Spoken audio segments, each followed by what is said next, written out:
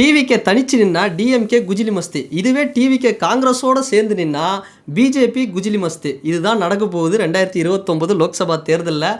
அந்த மாதிரியான ஒரு சம்பவம் வந்து நடந்திருக்கு. என்னென்னா, தனிப்பெரும்பான்மைக்கு விஜய் சார் பல கட்சிகள் கிட்ட ஆதரவு கேட்ட நிலையில் காங்கிரஸு நாங்கள் கொடுக்குறோம் ஜி அப்படிங்கிற மாதிரி ராகுல்ஜி கிட்டேருந்தே வந்து அஃபிஷியலாக வந்திருக்குன்னு பல விஷயங்கள் கன்ஃபார்ம் ஆகி கிட்டத்தட்ட தாவேகா காங்கிரஸ் கூட்டணி அப்படிங்கிறது உறுதியாகி இருக்குது. இது வந்து ரொம்ப நல்ல விஷயங்க. அப்பாடா, அடுத்த 5 வருஷத்துக்கு இந்த மாதிரி நாங்கள் தான் பிஜேபியை வந்து எதிர்க்கிறோம், நாங்கள் இல்லைனா பிஜேபி உள்ளே வந்துடும், நாங்கள் இல்லைனா வந்து பிஜேபி வந்து உங்களை வந்து இந்தி திணிப்பு பண்ணிவிடுவாங்க, இப்படி பல வருஷமாக வந்து பல காலமாக நம்ம காதில் ஐயோ சொல்லி சொல்லி சொல்லி புளிச்சு போன ஒரு விஷயத்துக்கெல்லாம் ஒரு விடை கிடைச்சிருக்கு. இதில் ஒரு நல்ல விஷயம் என்னென்னா, விஜய் அப்படிங்கிறவர் பிஜேபியோட பி டீம். இந்த இவிஎம் மிஷினில் அமித்ஷா சில இதெல்லாம் பண்ணிட்டார், விஜய்க்கு ஓட்டு விழுற மாதிரி. விஜய் வந்து பிஜேபியோட பி டீம், இதை நீங்கள் இனிமேல் தான் பார்க்க போகிறீங்க அப்படின்னு சொன்னவங்களுக்குலாம் பேரதிர்ச்சி காத்திருக்கு. இப்போ நான் பிஜேபியோட பி டீம் இல்லை, அஃபிஷியலாக பாரு, இப்போ காங்கிரஸ் கூட போகிறேன், நான் இப்போ காங்கிரஸ் அப்படிங்கிற மாதிரி வந்து ஒரு வேறு லெவல் சம்பவம். 1/2 ஆண்டு காலம் கழித்து காங்கிரஸ் தமிழ்நாட்டில் ஒரு மிகப்பெரிய எழுச்சி. கண்டிப்பாக பெருந்தலைவர் ஐயா காமராஜர் அவர்களுடைய ஆன்மா இன்றைக்கி கண்டிப்பாக நிச்சயமாக குளிர்ந்திருக்கும். விஜய் மாதிரி ஒருத்தர் அரசியலுக்குள்ளே வந்து காமராஜர் ஐயாவை வந்து ஐடியாலஜிக்கல் லீடராக நிப்பாட்டும் பொழுதே அவருடைய ஆன்மா குளிர்ந்திருக்கும். பட் இன்றைக்கி காமராஜர் அவர்களுடைய ஹானஸ்டியான அந்த கவர்மெண்ட் அப்படிங்கிறது கிடைக்க போகுது. பேக் டு அவர், எனக்கு தெரிஞ்ச காமராஜர் ஐயாவும் எம்ஜிஆர் அவர்கள்லாம் ஐயாவும் உயிரோடு இருந்திருந்தாங்க அப்படின்னா விஜய் தான் எங்களுடைய அரசியல் வாரிசுன்னு அஃபிஷியலாகவே சொல்லியிருப்பாங்க போல். அந்தளவுக்கு ஒரு மாசான ஒரு செய்கைங்க, சான்ஸே இல்லைங்க. ஐயோ, ஒரு பக்கம் நாம் தமிழர், ஒரு பக்கம் பிஜேபி, ஏடிஎம்கே வலுவான கூட்டணி, இந்த பக்கம் டிஎம்கே, இதெல்லாம் தாண்டி ஒரு மனுஷன் 108 சீட்டை அடித்தார்னா நினச்சி பார்க்கவே வந்து விஜய் சாரோட அரசியல் எனக்கு தெரிஞ்சு 2029லேயும் டிவிகே காங்கிரஸ் வலுவான கூட்டணி இருக்குமா, அதே போல் 2031 இருக்கும். அப்போ வரக்கூடிய உள்ளாட்சி தேர்தலே இருக்கும். அப்போ இவ்வளோ ஒரு மிகப்பெரிய ஒரு படைபலத்தோட விஜய் அவர்கள் ஒரு செக்யூலர், 2 கட்சியுமே பாருங்களேன், நான் ரொம்ப ஹாப்பி தாங்க. 2 கட்சியுமே, டிவிகே காங்கிரஸ் ரெண்டுமே ஒரு செக்யூலரிசம், ஒரு சோஷியலிசம், அம்பேத்கரிசம், இந்த மாதிரியான சித்தாந்தத்தை எடுத்து நிற்கிற ஒரு கட்சி. இப்போ இப்படி ஒரு இது வரும்பொழுது கண்டிப்பாக பிஜேபி தமிழ்நாட்டில் கால் ஊன்றதுக்கு ரொம்ப கஷ்டம். ஆனால் பாருங்கள், 2029 ராகுல் காந்தி அவர்கள் பிரைம் மினிஸ்டர் ஆகிறதுக்கு மிகப்பெரிய வாய்ப்பு இருக்குது. அதுக்காக அந்த வி ஃபேக்டர் அப்படிங்கிறது எப்படி ஒர்க் பண்ண போகுதுன்னா, விஜய் சாருக்கு கேரளாவில் கூட்டம் அதிகம், கேரளா பார்டர்ஸில் கேரளாலேயும் வந்து அவருக்கு ஃபேன்ஸ் அதிகம், தொண்டர்கள் படை இருக்குது. கேரளாவில் காங்கிரஸோட எழுச்சி இருக்குது. அதே மாதிரி புதுச்சேரியிலையும் வந்து விஜய் சாருக்கு கூட்டம் அதிகம். அப்போ ஆந்திரா, தெலுங்கானா, கர்நாடகாவில் காங்கிரஸ் ஆல்ரெடி வந்து ஒரு பெரிய பில்டு பண்ணி வச்சுருக்கிறாங்க. அப்போ இந்த ஒட்டுமொத்த சவுத் இந்தியாவில் பிஜேபி காலை வைக்கிறதுக்கு எனக்கு தெரிஞ்சு ரொம்ப திணற போகிறாங்க. அதுக்கு வி ஃபேக்டர் அப்படிங்கிறது ஒரு மிகப்பெரிய வேலையை வந்து பார்க்க போகுது. ஏன்னா ஆல்ரெடி வந்து இந்த மனுஷன் வெறும் யாரு கூடயும் அலைன்ஸ் இல்லாமலே வந்து ஒரு மிகப்பெரிய முடிச்சு விட்டார். விஎஸ் பாபு இப்படி காட்டுறாரு பாருங்க, அந்த மாதிரி தான் வந்து முடிச்சு விட்டார். டிஎம்கே அப்படிங்கிற பார்ட்டியும் சரி, ஏடிஎம்கேவுடைய அலைன்ஸும் சரி, ஒரு மிகப்பெரிய வேலை பார்த்துட்டாரு. பட் இப்போ இது ஒரு மிகப்பெரிய மாசான ஒரு அலைன்ஸ்.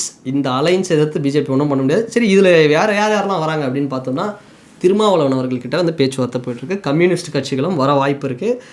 அந்த பக்கம் நம்ம ஏடிஎம்கே, பிஜேபி, அந்த அலைன்ஸ் வந்து வேறு யாரும் பெருசாக வேண்டாம், இவங்களே வரட்டும் அப்படிங்கிற மாதிரி வந்து ஒரு கண்டிஷன்ஸ் எல்லாம் ஃபாலோ பண்ணிவிட்டு, காங்கிரஸுடைய முக்கிய தலைவர்களில் ஒருத்தர் கிரீஷ் ஷோடங்கர், அவர் தமிழ்நாடு லெவலில் ஜோதிமணி மேடம், மாணிக்கம் தாகூர், இவங்கெல்லாம் வந்து அஃபிஷியலாகவே சொல்லிட்டாங்க, அவ்வளோதாங்க காங்கிரஸ் டிவிகே அலைன்ஸ் ரெடி ஆயிடுச்சுங்க அப்படிங்கிற மாதிரி சொல்லிட்டாங்க. ஸோ இந்த பக்கம் பார்த்தோம் அப்படின்னா, ஒரு எவ்வளோ காலம் தாங்க ஒரு கட்சி, அதாவது ஒரு நேஷ்னல் கட்சி, இந்தியாவில் ஒரு மிகப்பெரிய ஒரு கட்சி, ஒரு தமிழ்நாட்டில் ஒரு பார்ட்டிக்கிட்ட அடங்கி ஒரு குறுகி கெஞ்சி நமக்கான உரிமைகளை பெறும்பொழுது, இத்தனைக்கும் அது வந்து ரைட் ஐடியாலஜியாக இருக்கிற கட்சியாக இருந்தாலும் பரவாயில்ல, லெஃப்ட் ஐடியாலஜி கட்சி தான் டிஎம்கே. எத்தனை காலத்துக்கு தான் திருமாவளவன் அவர்களும் கம்யூனிஸ்ட் கட்சியும் அப்புறம் காங்கிரஸும் வந்து கெஞ்சி தனக்கான உரிமைகள், ஏன்பா நீ ஆட்சியிலும் பங்கு அதிகாரிகளும் பங்கு தருவியா மாட்டேன் இப்படின்னு வந்து ஒரு இழுத்து போயிட்டே இருக்க முடியும்.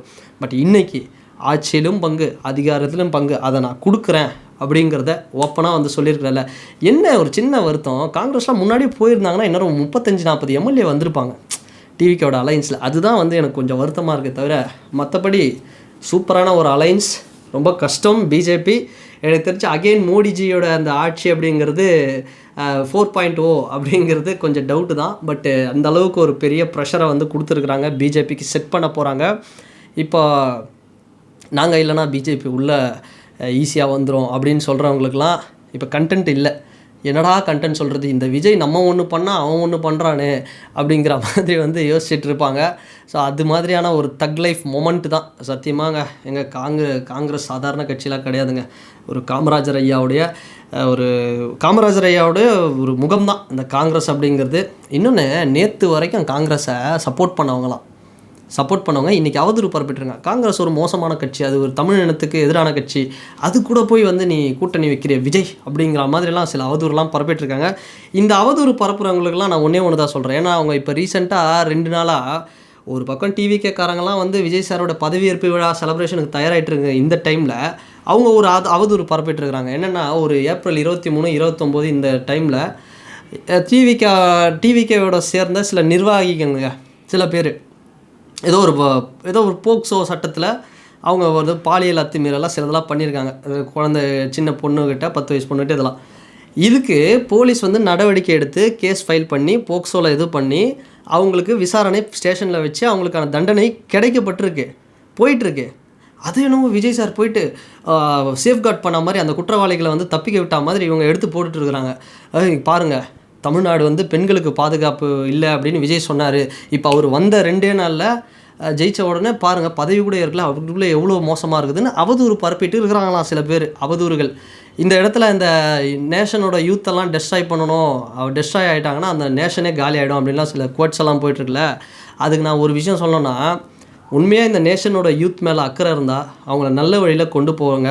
இந்த மாதிரி அவதூறு பரப்பிக்கிட்டு, ஏன்னா எலெக்ஷனோட லாஸ்ட் டைமில் கூட வந்து லாஸ்ட் மினிட்ல கூட வந்து அஜித் இந்த மாதிரி சொன்னார்னு மாற்றி சில வேலைலாம் நடந்துக்கிட்டு இருக்கு. இது அரசியல் அறம் கிடையாது. அரசியல் அப்படிங்கிறது ஒரு அறத்தோடு தயவுசெய்து பண்ணுங்கள்.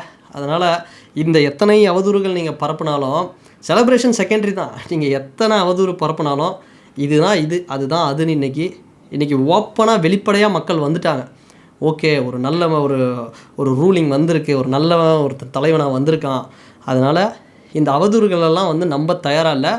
இப்போவும் சொல்கிறேன், அந்த குற்றவாளிகள் தப்பு பண்ணியிருக்கிறாங்க, அதை சேஃப்கார்டு யாரும் பண்ணலை. அதுக்கான தண்டனை அப்படிங்கிறது வாங்கியாச்சு, வழக்கு பதிவு பண்ணியாச்சு, போலீஸ் ஸ்டேஷனில் வச்சு விசாரித்து அவங்க மேலே சட்டப்படி போக்சோ சட்டம் பாய்ந்திருக்கு.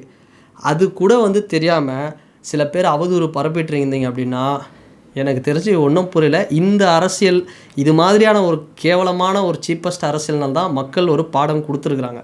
இந்த மாதிரி அவதூறு பரப்பி அடுத்தவங்களை கேரக்டர் அசாசினேஷன் பண்ணுறது, அடுத்தவங்களை அசிங்கப்படுத்துறது, இந்த மாதிரியெல்லாம் போட்டதுனால தான், டாக்ஸிக்கான விஷயங்கள்லாம் பண்ணதுனால தான் இன்றைக்கி ரிசல்ட் அப்படிங்கிறது திமுகவுக்கு அதில் பாதாளத்தில் வந்து போயிருக்கு. ஓகேவா, 75 வருஷ கட்சியை 2 வருஷம் வந்த கட்சி காலி பண்ணியிருக்கு. அதனால் இந்த அவதூறுகள்லாம் தயவுசெய்து வேண்டாம். இந்த அவதூறுகளுக்கெல்லாம் வந்து இன்றைக்கி விர்ச்சுவல் வாரியர்ஸ் எல்லாரும் வந்து தயாராகிட்டாங்க. அதனால் நாங்கள் இப்போவும் சொல்கிற குற்றவாளிகளை சேஃப்கார்ட் பண்ணலை, அதுக்கான தண்டனை வந்து கிடச்சிருக்கு. அதனால் மக்கள் நீங்கள் எது வந்து உண்மை எது இதுன்றதை நீங்கள் அஃபீஷியலான சில நியூஸை பார்த்து தெரிஞ்சுக்குங்க. அதனால் அதுக்காக தான் வந்து இதை சொல்லிக்கிறேன். So happy Congress and TVK 2029 40 out of 40 TVK alliance பெறும். அண்ட் இந்த வீடியோ பற்றின உங்களுடைய கருத்துக்கள் என்ன அப்படிங்கிறத இந்த கமெண்ட் செக்ஷனில் மறக்காமல் பதிவிடுங்க. வேறு ஒரு வீடியோவில் வேறு ஒரு கான்டென்ட்டில் நான் உங்களை பார்க்குறேன். பாய்.